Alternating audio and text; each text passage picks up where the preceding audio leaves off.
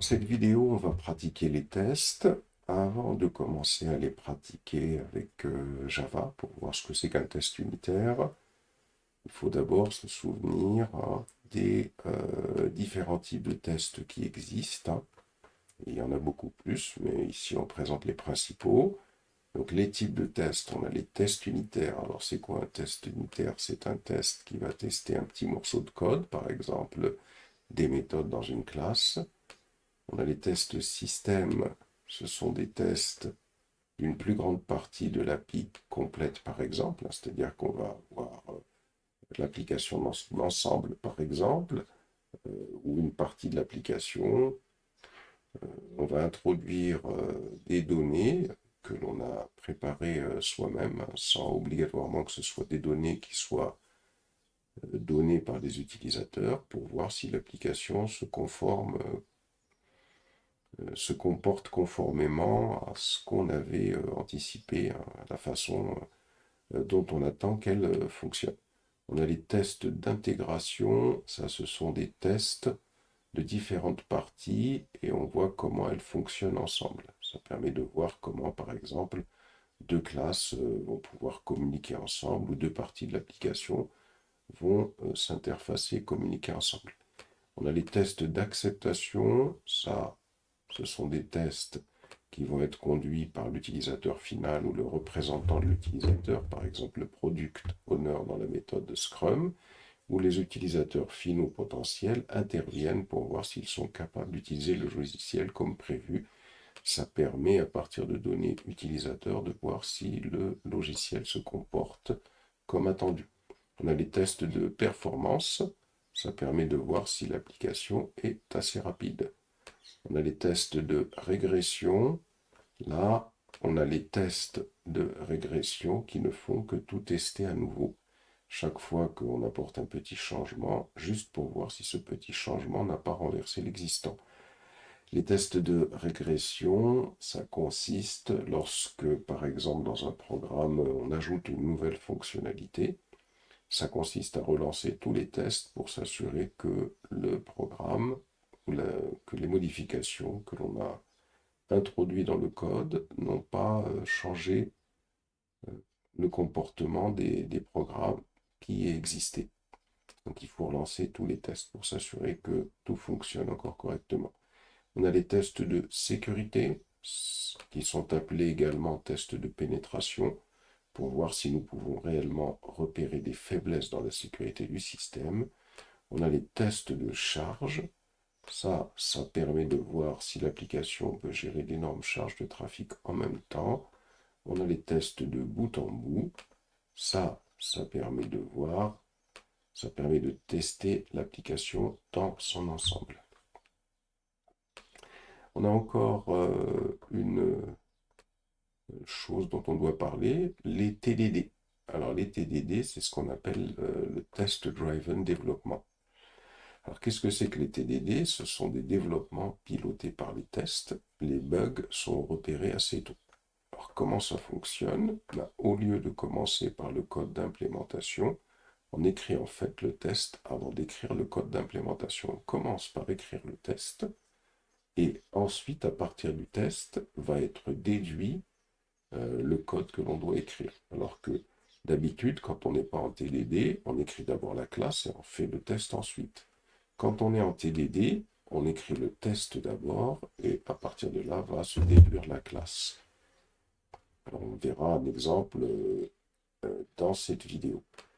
On commence à écrire le test unitaire et ce test unitaire devrait échouer la première fois parce que le code d'implémentation n'a pas encore été écrit.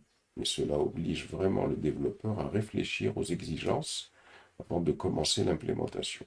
Donc ça c'est intéressant comme fonctionnement, c'est-à-dire que quand on écrit le test pour tester une classe, comme la classe n'existe pas, lorsqu'on va lancer le test, eh bien on aura une erreur. Ensuite, on va écrire du code qui va faire passer le test, c'est-à-dire qu'à partir de là, quand le test a échoué, c'est là où on commence à écrire le code pour pouvoir faire passer le test. On va ensuite refactoriser un peu ce code pour qu'il soit également un bon code écrit. Et ensuite, on va commencer à écrire un nouveau test d'échec pour la nouvelle fonctionnalité que nous allons implémenter.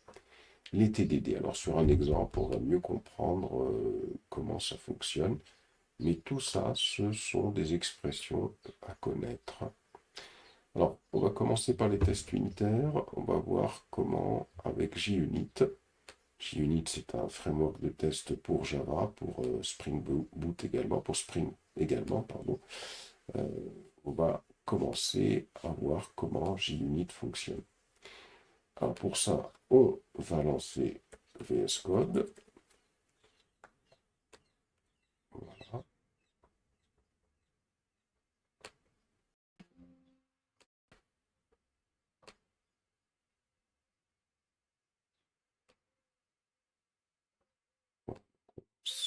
VS Code.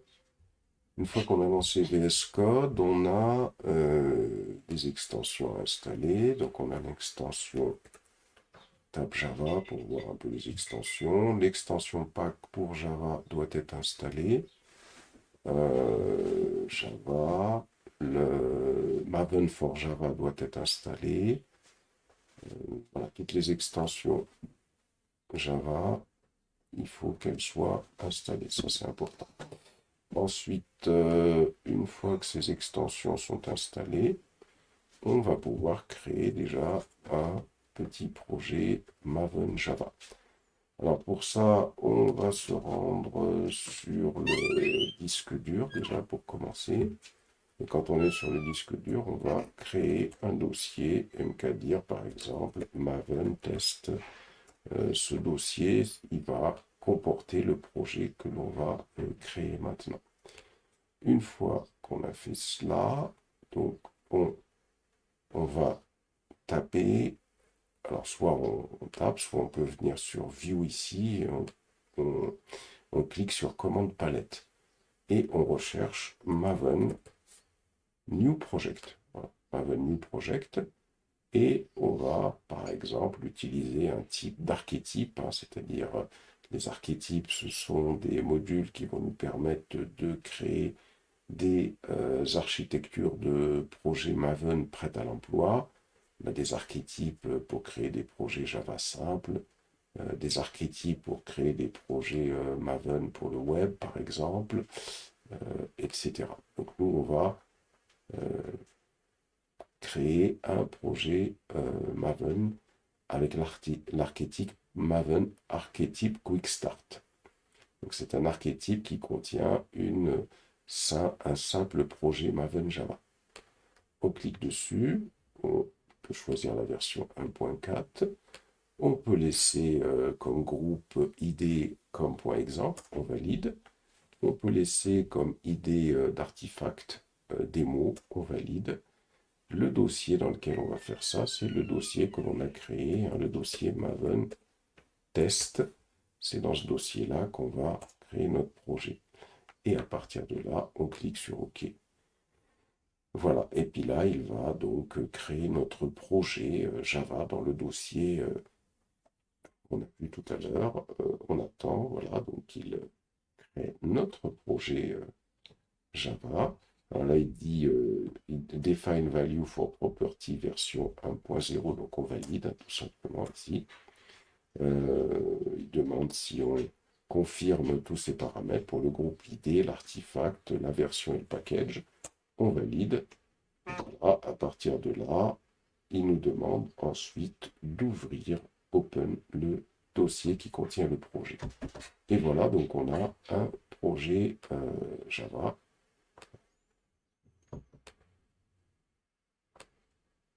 J'ai des fichiers qui sont ouverts ici, je les ferme.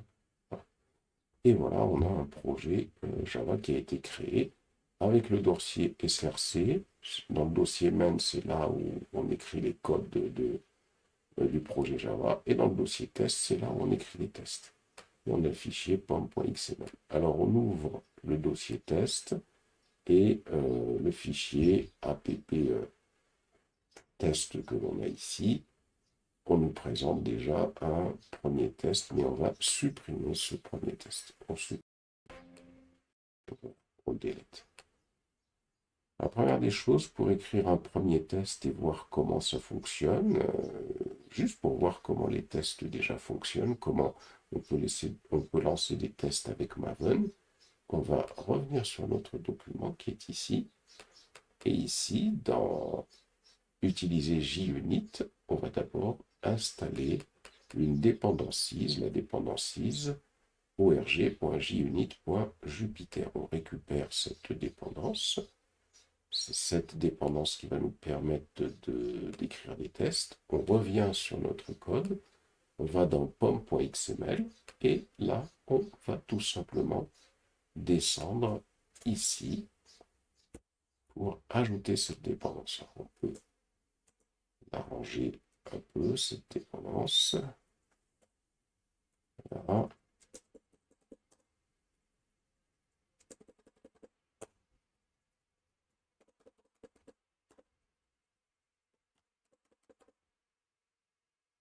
Voilà.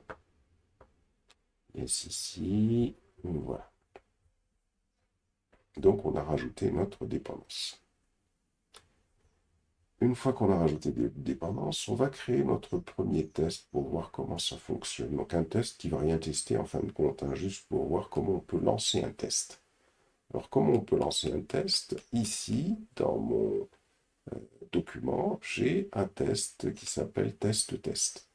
Et on voit que pour lancer un test, il faut que je définisse une méthode dans cette classe et que cette méthode, je la note avec la notation @test. Et lorsque je vais lancer ce test, eh bien je vais demander, alors ça teste rien du tout, je répète encore, hein, c'est juste pour voir comment fonctionnent les tests avec JUnit, hein, et donc ça va juste m'imprimer le premier test. Donc ce qu'on va faire, on va prendre le nom de cette classe, voilà, on va revenir ici, on va aller dans test, je viens ici, bouton droit, New Java File, classe, la classe elle s'appelle test, je valide, et une fois que j'ai fait ça, je vais aller récupérer le code à partir du import ici. Je ne prends pas le package, voilà. Je copie, je viens ici, et ensuite, je vais coller. Voilà, donc j'ai mon premier test. Alors peut-être que vous allez avoir des choses qui vont être soulignées. Bon, on va voir comment on réarrange tout ça. Ça veut tout simplement dire que le fichier pom.xml n'a pas encore été récupéré les dépendances nécessaires hein, quand c'est en rouge. Alors là, donc, on a un premier test, hein, donc l'importation de la bibliothèque Jupyter. On définit une classe qu'on appelle test-test et toutes les méthodes de test, ici, on les annote tout simplement avec la notation @test. Ça signifie que quand on va faire mvn test, tout ce qui est annoté par @test va être lancé. On va tester ça. Alors au cas où vous avez des choses en rouge ici dans Maven, alors il faut venir ici dans Maven, il faut aller dans Life Cycle. On peut tout cleaner. Voilà. Patienter un petit peu, le temps que mvn clean se lance. Hein, ça permet de pouvoir remettre le projet à zéro. Hein. Et puis, on peut lancer, par exemple, ici, mvn test. Ou alors on peut, avant cela déjà, pour s'assurer que toutes les dépendances ont été installées, mvn install, tiens. Ah, et va faire des tests là également. Mais déjà, ça va permettre de pouvoir voilà, tout lancer. Et pour lancer les tests, avec Maven, et uniquement les tests, hein, parce que mvn install les lance, mais pour lancer que les tests, c'est mvn test. Et donc, on va lancer ce test. Et quand on fait mvn test, on va s'assurer que ce test-là est lancé. Voilà, donc là, il nous dit test run, il en a exécuté un de test, aucune erreur. Il n'y a pas d'erreur dans le test, de toute façon, il n'y avait rien à tester. Hein. Et là, si je remonte un petit peu là-dedans, ici, voilà. Ici, je vois bien qu'il a exécuté ce test et qu'il a affiché premier test. On va maintenant essayer de tester quelque chose. Donc pour ça, je vais venir sur mon document et sur mon document, je vais créer une classe, une simple classe, la classe message.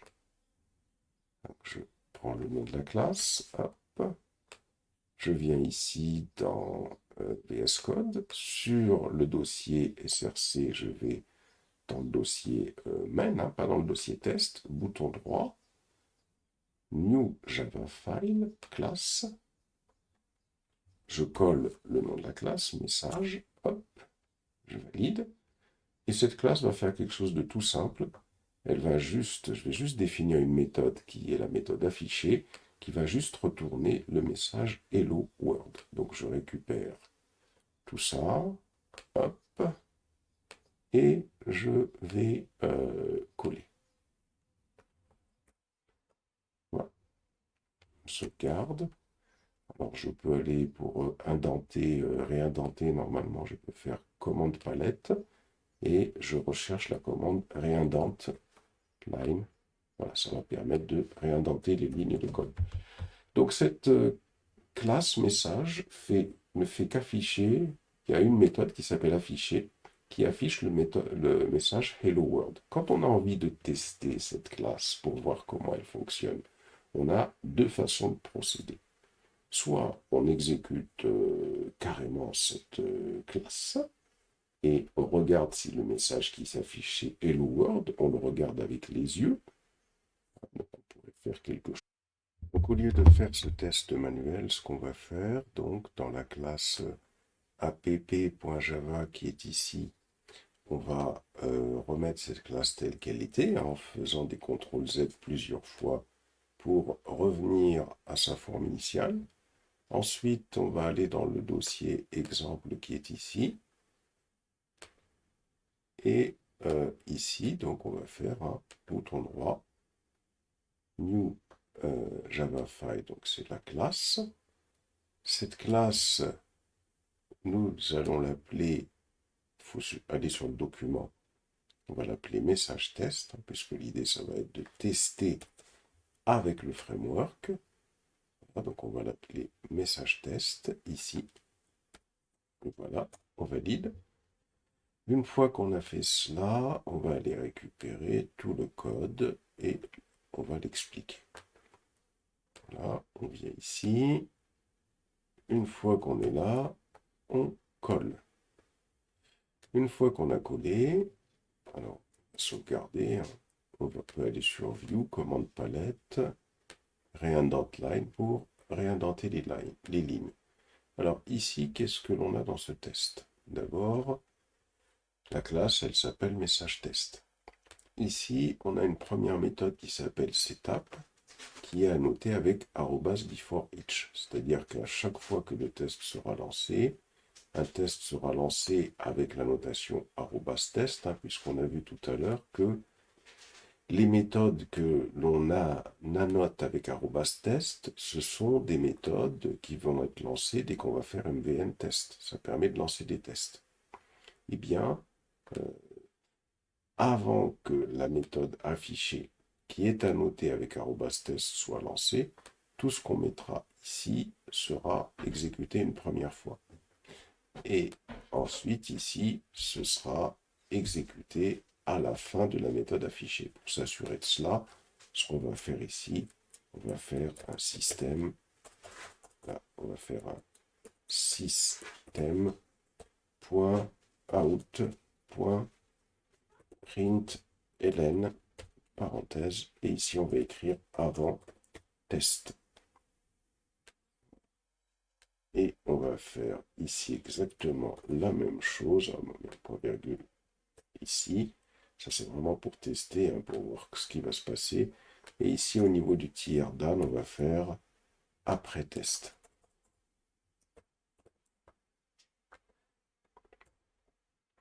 Et là, pour tester que la méthode affichée fonctionne correctement, qu'est-ce que l'on fait? On crée la méthode affichée. Alors, on peut l'appeler test affiché, c'est mieux pour la différencier avec affiché.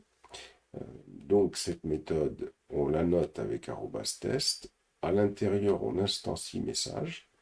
Et on a ici une méthode qui s'appelle assertEquals, qui va aller contrôler que le message hello world est bien égal au message que va afficher la méthode affichée de message. C'est-à-dire que au lieu d'aller visuellement voir ce que fait la méthode, on teste l'égalité directement.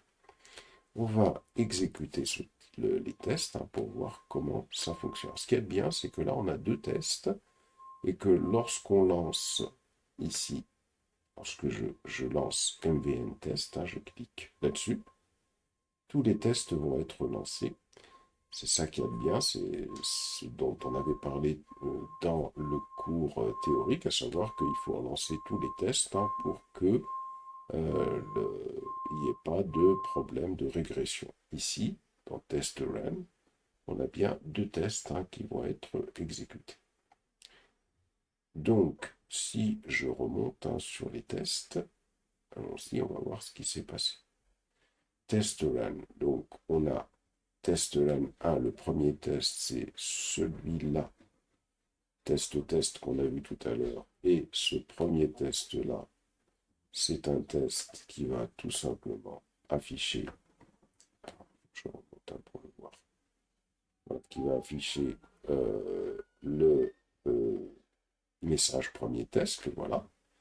Et pour le test qu'on vient de faire ici, avec setup et tierdan et @test, si je descends, j'ai bien avant test qui est affiché, j'ai bien après test qui est affiché, et pas de problème, le test a été exécuté sans erreur, c'est-à-dire que cette égalité est respectée. Alors pour voir un test qui ne marche pas, il suffit de faire hello world 1 ici. Supposons que ici, on se dit que ce message doit afficher hello world 1. Normalement, le test va échouer. On y va, on va voir si ça échoue.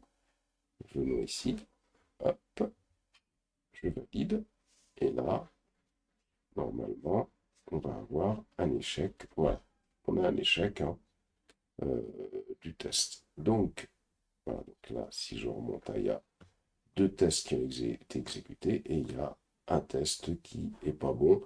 Et là, on a le message d'erreur, un message test affiché, c'est Hello World 1, alors que ce qui était attendu, c'était Hello World. Donc voilà comment on peut tester avec le framework JUnit une classe. On peut faire un test pour voir encore comment ça fonctionne sur un autre exemple. On va supposer que l'on va créer ici une nouvelle classe. Bouton droit, New Java File class, et on suppose que cette classe, je vais l'appeler, par exemple, je vais l'appeler opération. J'appelle cette classe opération. Et dans cette classe opération, je vais avoir une première méthode qui renvoie une valeur de type entière. Cette méthode, je l'appelle somme, et elle va additionner deux nombres A et B. Je vais ouvrir une accolade. Voilà. Et je vais faire un return A plus B. Donc quelque chose de tout simple. Et puis, même chose, je vais avoir une autre méthode dans cette classe que je vais appeler prod, par exemple. Prod. Et cette fois-ci, prod renvoie A multiplié par B. Voilà. Et donc, là, l'objectif, ça va être de créer un test pour pouvoir tester ces deux sommes-là. Donc, même principe. Ce que je vais faire, je reviens ici dans les tests. Ici, dans l'exemple, je fais un bouton droit. Je vais faire New Java File, classe. Et cette classe, je vais l'appeler test opération. Je l'appelle test opération, je valide. Une fois que j'ai appelé cette méthode test opération, bah, je vais aller, tiens, récupérer ici, hein, tout simplement, tout le code qui est ici, la classe de test que j'avais réalisé. Comme ça, on va pouvoir avoir tout ce qu'il faut, hein, sans tout reconstruire à la main. Alors, je sauvegarde. Je vais aller sur View, Commande Palette, Reindex Line. Et là, par contre, bien sûr, hein, la classe, on ne va pas l'appeler message test, mais on va l'appeler, on a dit, test opération. Test opération. Et voilà. Ici, on ne va pas instancier du message, mais on va plutôt faire opération, opération, opération. Ici, opération égale new opération. Voilà. Ici, je vais faire un test, je vais l'appeler test opération. Et là, l'objectif, ça va être de tester, par exemple, la méthode d'addition. La méthode d'addition, pour la tester, je vais donc additionner deux nombres, par exemple 3 et 5, qui doivent me renvoyer 8. Donc j'écris 8 ici. Et à ce niveau-là, voilà, j'ai opération, point, et j'appelle la méthode addition. Addition 5 et 3. Voilà. Donc là, j'ai le premier test avec addition. Hein. Je vais pas aller voir si c'était bien addition. Non, c'était somme. Et puis là, bien sûr, les méthodes, il ne faut pas mettre de majuscules. Hein. C'est somme comme ça. Somme.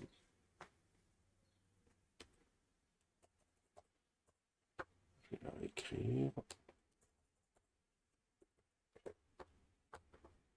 Voilà. Et ici, prod.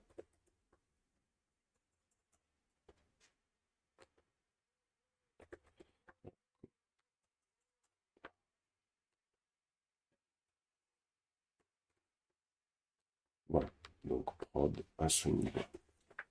Donc, ici, dans test opération, c'est somme qu'il faut tester. Donc, somme. Voilà. Et ensuite, je dois tester également le produit. Donc, le produit, je vais faire assert equals produit. Par exemple, je vais faire 10 ici. Et le produit, à ce niveau-là, je vais écrire prod.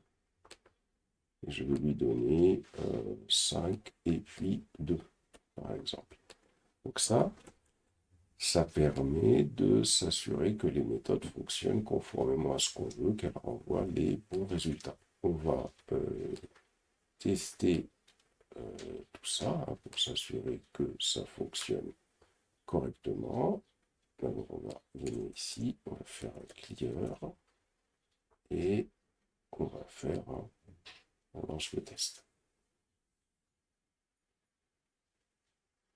Et là, ce type de test-là, alors là, il me dit qu'il y a une erreur quelque part, il faut remonter, peut-être que je n'ai pas corrigé le... alors Bullfeller, il y a...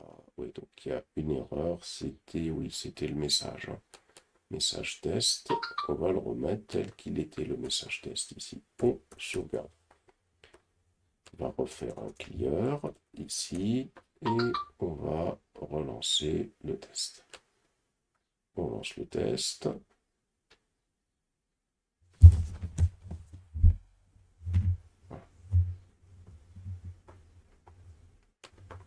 Et là, quand on relance le test, on a bien 3 tests qui ont été exécutés, aucune erreur, et on voit donc que les tests passent bien. Donc on voit qu'on peut faire des centaines de tests ici, pour pouvoir tester automatiquement les méthodes avec ce framework JUnit. Hein.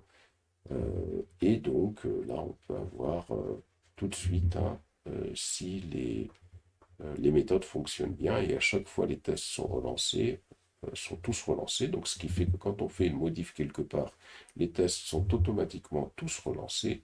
Et comme ça permet de s'assurer qu'une modification qu'on a fait quelque part n'impacte pas un code ailleurs. C'est ce qu'on appelle les tests de non-régression.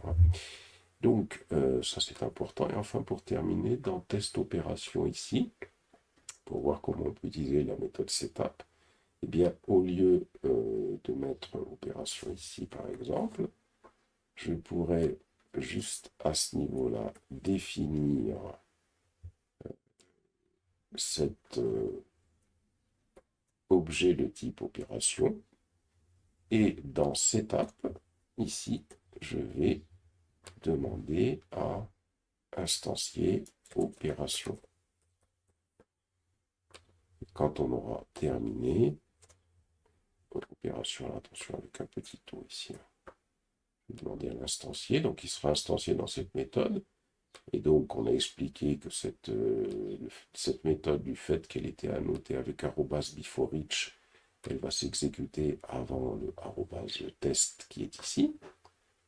Donc, ce qui veut dire que ça revient quand on l'a mis ici.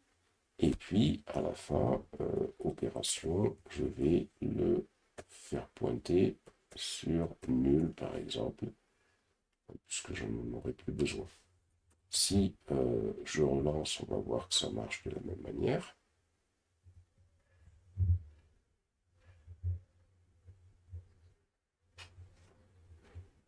Voilà, donc ça marche bien. Alors l'avantage, c'est quoi? L'avantage, c'est que euh, je peux avoir des classes avec beaucoup de méthodes pour lesquelles je devrais faire plusieurs méthodes de test. Exemple. Par exemple, ici, j'aurais pu faire une méthode de test somme qui aurait juste testé la somme et j'aurais pu faire une autre méthode annotée avec test qui aurait juste testé le produit.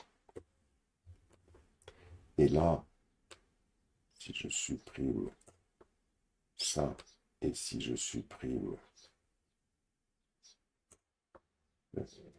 si je supprime le deuxième, et là je supprime juste le premier, c'est-à-dire que ici j'ai une méthode pour tester la somme, et ici j'ai une méthode pour tester le produit. Et ce que je vais faire, donc je vais tout simplement à ce niveau-là lancer le test qui est ici. Je lance le test.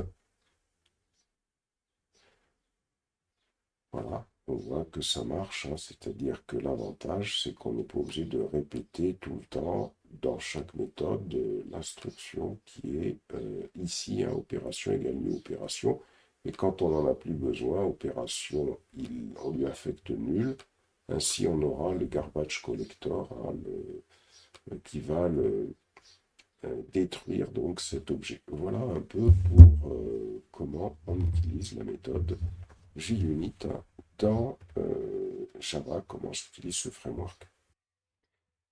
Comment on fait les tests en TDD, hein, pour voir comment les tests en TDD fonctionnent. Dans les tests en TDD, on a expliqué que on crée d'abord le test et à partir du test, c'est à partir du test que l'on va créer la classe. Donc on se dit par exemple dans notre tête hein, que l'on veut créer une classe euh, qui va s'appeler par exemple opération A et que cette classe qui s'appelle opération A, elle va posséder une méthode qui s'appelle somme et que cette méthode qui s'appelle somme, ben, elle aura pour objectif d'additionner deux nombres 5 avec 6 et donc 5 et 6 devra donner 11. Donc qu'est-ce qu'on commence à faire? On commence d'abord à créer le test. On y va. Donc là, on vient ici, par exemple, bouton droit, New Java File Class. Et là, on crée d'abord le test. Donc on écrit la classe opération test. Hein. On va récupérer hein, tout ce que j'ai déjà préparé ici. Voilà. Et on va avoir donc notre classe qui est ici. Sauvegarde. View command palette, Reindent line. Donc, on se dit, bah tiens, je veux créer une classe qui aura pour objectif d'additionner deux nombres et on sait comment elle fonctionne. Donc on commence à écrire le test d'abord. Ça va permettre de définir la façon dont cette classe va fonctionner. Donc on crée la classe opération test, hein, c'est-à-dire qu'on crée le test d'abord. On la note avec @test. Une fois qu'on a fait ça, donc on va définir une méthode somme A plus B qui va permettre de tester en fin de compte ce qu'on veut faire. Dans cette méthode, on va tout simplement instancier une classe qui s'appelle opération de type opération A. Donc voilà, on a créé cette classe. On se dit que dans cette classe opération A, il y aura une méthode qui s'appelle somme. Et donc pour ça, on va donc écrire int de C qui reçoit opération.somme de 5 et 6. Et on se dit que cette méthode de cette classe-là, elle permettra d'additionner les deux nombres 5 et 6. Donc ça va donner 11. Et donc on écrit assert equals 11, C. C'est-à-dire que normalement le résultat de C doit être égal à 11. Alors, là il nous dit que la méthode est déprécieuse. Bon, ça c'est pas méchant, ça va quand même fonctionner. Alors, on y va, donc on lance le test. Hein. Hop.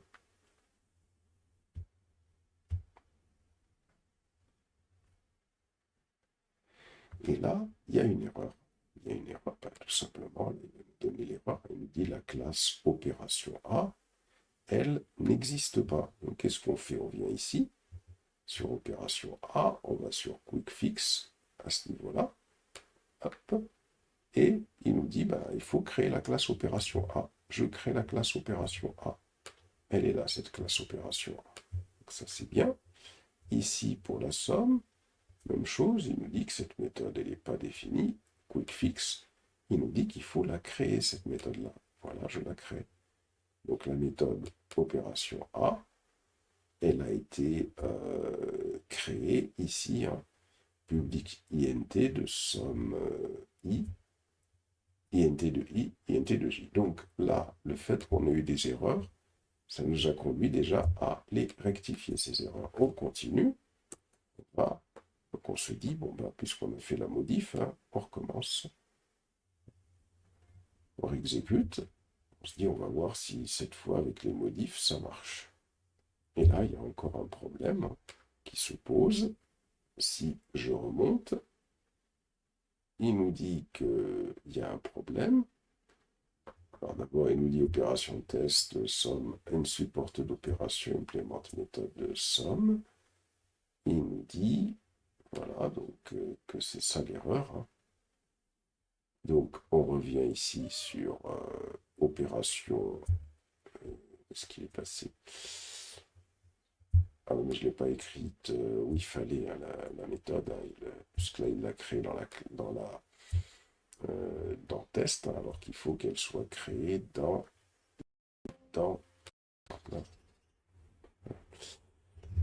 voilà, donc j'aurais dû la créer dans exemple, hein, si on peut d'ailleurs recommencer à la supprimer ici, hop. Et là, opération test, je viens ici, quick fix, et il dit donc de créer la classe opération A. Alors, je crée la classe opération A, et donc cette classe opération A, bien évidemment, hein, qu'elle soit dans exemple. Ensuite, ici, il demande, je viens ici, un quick fix, il nous dit de créer la méthode hein, opération A. Donc là maintenant, voilà, il va créer la méthode dans opération A, pardon. Voilà.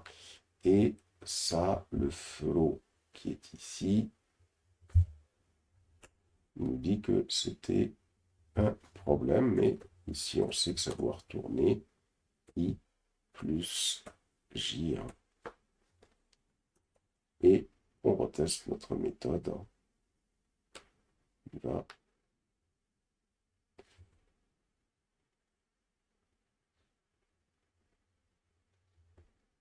Voilà.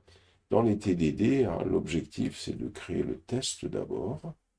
Et en fonction des erreurs que va nous donner le test, alors on va avoir les quick fix hein, qui vont nous aider à fixer le problème. Et puis, bon, bah, on réfléchit à la logique hein, que doit donner la méthode pour pouvoir écrire l'implémentation. Alors, hein, en quoi c'est intéressant les TDD? Ça semble un peu lourd comme ça, mais au fur et à mesure qu'on s'habitue à cette façon de développer, les codes vont devenir beaucoup plus simples et on va aller de plus en plus vite hein, avec les tests driven development.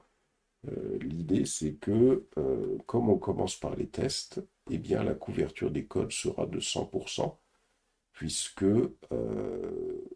on va écrire des tests pour tout. On est sûr de ne pas oublier de tests. Voilà à quoi servent les tests driven development. Et enfin, une fois qu'on a fait ça, on peut aller voir un petit peu ce que c'est que Mockito. Alors Mockito, c'est une librairie Java qui va permettre de simuler le fonctionnement d'une classe. Alors Mockito, ça permet de minimiser les dépendances pour les tests unitaires, puisque elle va permettre, Mockito, alors surtout quand on veut, par exemple, on a deux classes qui vont communiquer ensemble et on veut tester une classe en isolation. Donc qu'est-ce qu'on fait? On va tout simplement créer une classe qui va simuler l'autre classe. Ensuite, on a ici une bibliothèque de test qui est redéfinie et va moquer un. Alors, moquer, ça signifie que nous allons créer une version isolée de l'objet que nous pouvons influencer plutôt que la vraie. Ça permet de réduire au minimum nos dépendances à isoler et à isoler notre test pour vraiment tester l'unité simple.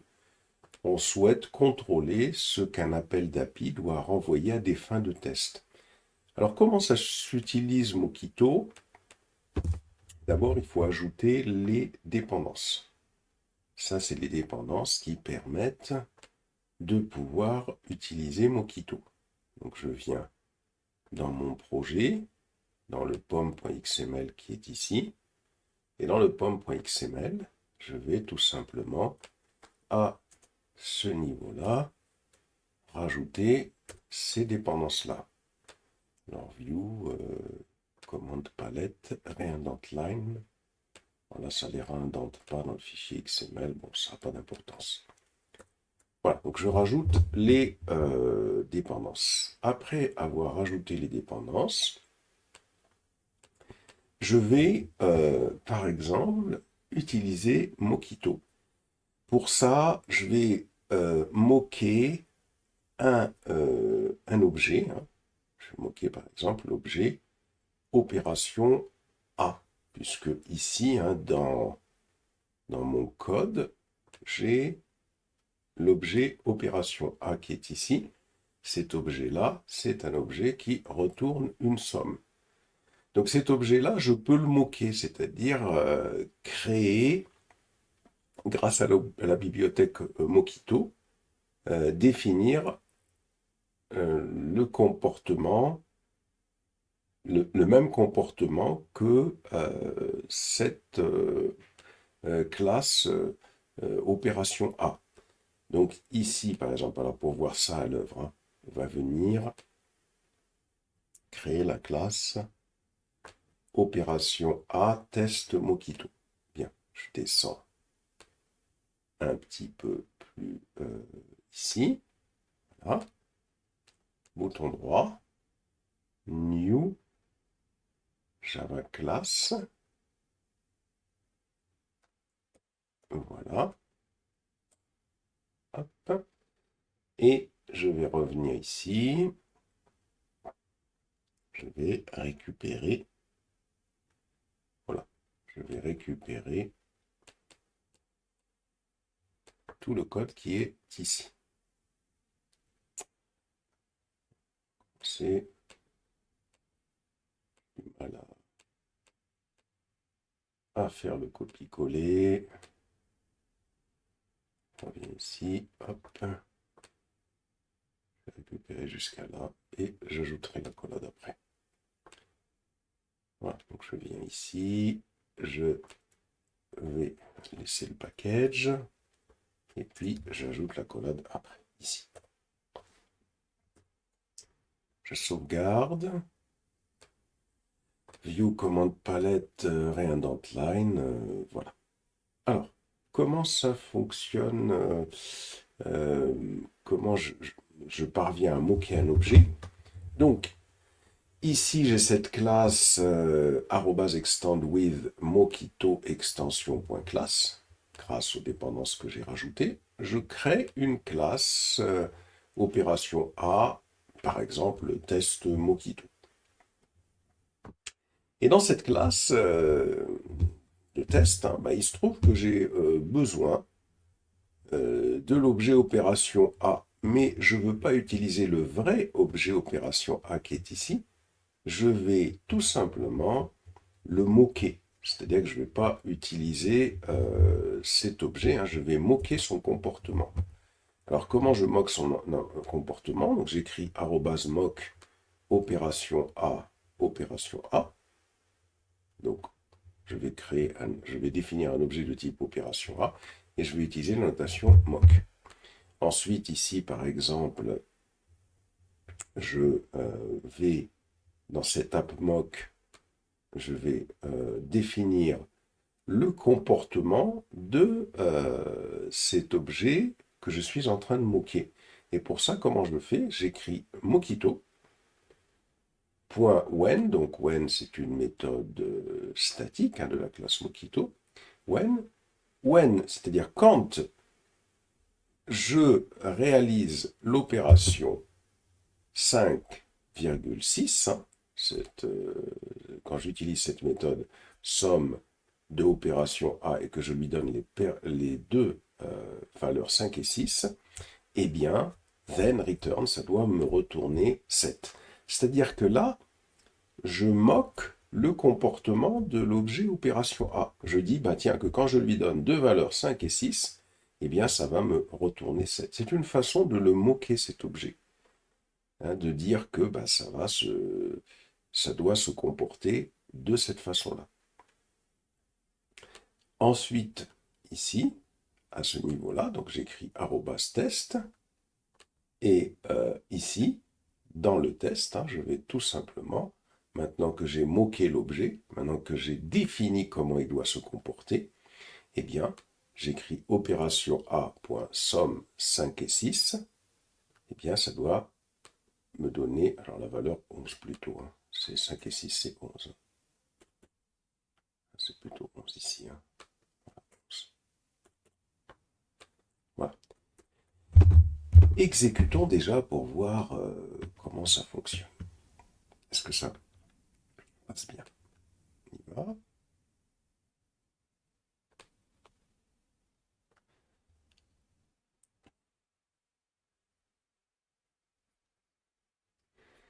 Voilà, ça a l'air de passer.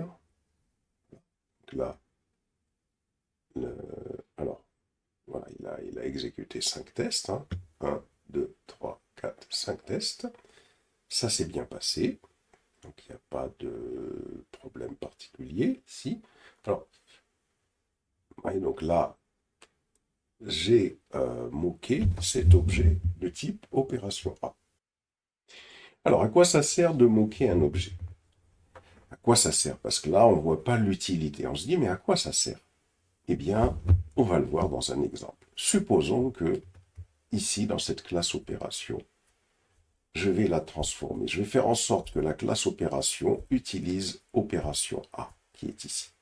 Alors pour ça, par exemple, supposons que cette méthode somme, elle utilise un objet de type opération A, opération A. Donc, supposons qu'elle utilise un objet de type opération A, si, et que là, ce que je vais retourner, donc, je vais retourner opération petit a de A virgule P. Ce qui revient au même, hein. C'est-à-dire que là, ce qui se passe à ce niveau-là, point somme, hein. Point somme. Ce qui se passe ici, c'est que dans la classe opération A, j'ai la méthode somme qui renvoie la somme de deux nombres. Et dans la classe opération, je définis une méthode somme qui prend comme paramètre un objet de type opération A avec deux valeurs qui sont ici. Et donc ça retourne opération A.somme de A et B, donc ça va faire la somme de A et B puisque cette méthode somme dans opération A renvoie la valeur de A et B. Et là, j'ai une classe opération que je souhaite tester. Mais cette classe opération, quand je la teste, comme elle a besoin d'un objet de type opération A, supposons que je trouve une erreur, eh bien je ne sais pas où est l'erreur. Est-ce que cette erreur est dans la classe opération ou dans la classe opération A? Alors ici, c'est des petits codes, mais on peut imaginer que la classe opération A, sa méthode, elle possède une vingtaine ou une trentaine de lignes. Donc on peut avoir des choses assez complexes à tester. Et là, mon problème à moi, c'est que j'ai envie de tester opération, mais je veux le tester en isolation. C'est-à-dire, je veux le tester sans obligatoirement utiliser le véritable code de opération A. Comme ça, je serai certain que s'il y a une erreur, ce sera dans la classe opération. Alors ici, donc déjà, il y a opération test qu'on avait réalisé ensemble. C'est ça, opération test qu'on avait réalisé ensemble, dans lequel il risque d'y avoir une erreur parce que c'est ici, c'est équal ça. Opération test, non. Là, test opération, pardon, qu'on avait réalisé ensemble, dans lequel il va y avoir une erreur parce que maintenant la méthode opération elle a changé, elle a un paramètre en plus, donc ce qu'on va faire ici, bah, si ça ne nous intéresse pas, on va le commenter. Voilà. On va revenir sur opération A test Mockito, et là, qu'est-ce qu'on va faire? On va tester somme de mock, on va tester par exemple, alors test mock, on va tester opération. Hein, c'est opération qu'on va tester. C'est-à-dire qu'on va tester la classe opération. Pour pouvoir tester la classe opération en isolation, donc qu'est-ce qu'on va faire? On va être obligé de définir un objet de type opération, opération, virgule, là. Je vais être obligé, cet objet opération, je suis obligé de l'instancier. Opération égale new opération, point virgule, hein, je suis obligé de l'instancier. Voilà. Et ce qu'il y a de bien, c'est que j'ai, comme la classe opération, sa méthode somme, va utiliser un objet de type opération A, alors je vais tout simplement, au niveau du test ici, je vais faire insert equals expected 11. C'est 11 ici. 5 et 6, ça fait 11. 11. Je vais faire appel. Je vais tester ici, voilà, la méthode somme de la classe opération, ce qu'il y a, je lui ajoute opération A. C'est-à-dire que là, je vais pouvoir, opération grand A, pardon. Ça veut dire que là, je vais pouvoir tester la méthode somme de la classe opération. Je lui passe effectivement un objet de type opération A, mais cet objet de type opération A, c'est un objet que j'ai moqué. Je l'ai moqué, je n'utilise pas le véritable code de opération A. Vous voyez, je ne l'utilise pas parce qu'à aucun moment j'ai instancié opération A. J'ai tout simplement indiqué comment ça devait se comporter. J'ai dit voilà, lorsqu'on l'utilisera et qu'on lui donne ces deux valeurs-là, ça doit retourner 11. Et j'instancie l'objet opération. Et là, vous voyez, ça me permet, comme ça, au cas où j'ai une erreur, si j'ai une erreur, je sais que l'erreur ne peut provenir que de la classe opération. Elle ne proviendra pas de la classe opération A, puisque en aucune manière j'utilise le code de opération A pour faire les tests. C'est comme si j'ai une API, par exemple, distante, auquel je me connecte, je vais simuler cette API avec Mockito. Voilà, Mockito, when API point quelque chose, donc si je lui donne ces valeurs, cette API va me retourner cela. Je pourrais tester la classe qui utilise cette API en isolation. C'est à ça que sert Mockito. Mockito, ça permet de moquer les objets. Comme cela, on n'utilise pas la véritable classe. Maintenant, bien évidemment, je peux, une fois que j'ai moqué l'objet, faire ce qu'on appelle un test d'intégration, c'est-à-dire faire en sorte de voir si les deux classes opération et opération A communiquent bien ensemble.